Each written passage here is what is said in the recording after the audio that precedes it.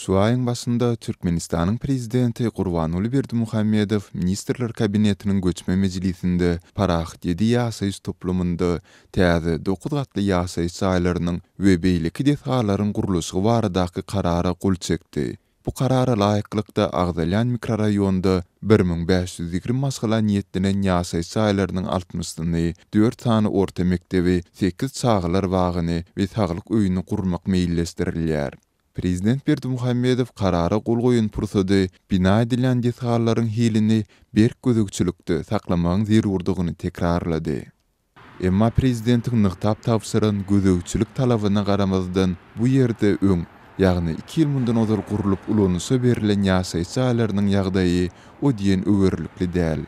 Bu jaýlaryň käbirleri çöküp tamlarynda jaýryklar emele gelipdir. Kwartiralaryň tamlarynyň suwy hem pakgaryp gaçyp baslapdyr. Ýasaýy saýlarynyň käbirlerindäki kanalizasiýa ulgamynda hem bökdünçlikleri bar.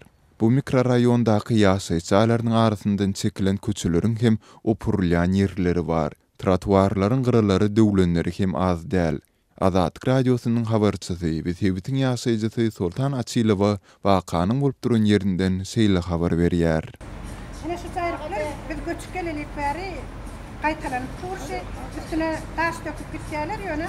Yine de çökkä şu düýpli oňarlanok. Mikroraýonyň arasyçylygy bilen bagly meseleler hem göze iýilýär. Jaýlaryň goýlarynda köne zyňlan awtouloglary we tekerleri görmek bolýar. Ýaşaýy saýlaryň töwereginden maşin ýeterler, maşin ýuwulýar. Ine şular ýaly oklanyp gidilýär gerekkel nemelerem, aýrylan tekerler, pakrişkalar, kameralar taşlanyp gidilýär, çağ oýunjagyna öwürlýär şular.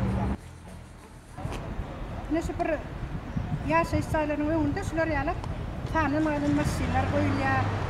Birde bil näçe kapasitesi bar ýöne şulary öý paralenetme men näçe özüm haýyş edenimde de sudatlara aýyrmak barada, sudatlary arasalamak barada hiçlik iş geçirilemez.